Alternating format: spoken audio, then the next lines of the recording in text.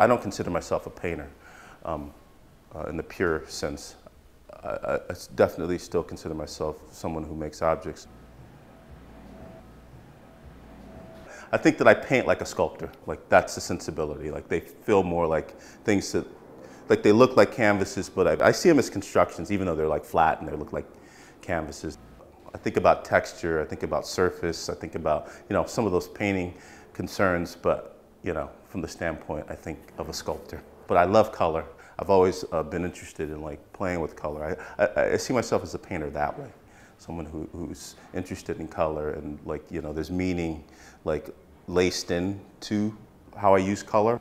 I think a lot about, like, carnival, like that energy, like when you're sort of, you find yourself in, like, that, you know, situation where everything's kind of moving.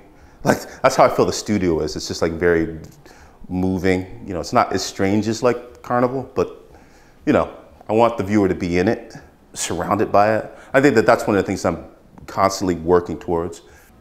I come from, like, a fairly conceptual platform without even wanting to label myself that way. So, but yeah, in terms of genre, yeah, it's like, you know, it's conceptual in that, like, I'm thinking about, like, specific things, history, like politics, identity, you know, but even that's too confining.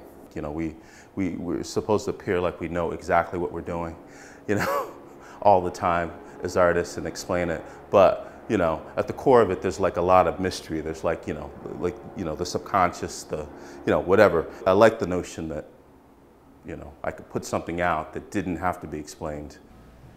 I don't practice meditation, like, formally. To deal with the place, sometimes you have to, like, try to calm, center. And so I felt like the work is quiet, more quiet than it was. At least I feel that way. At least it feels quiet to me.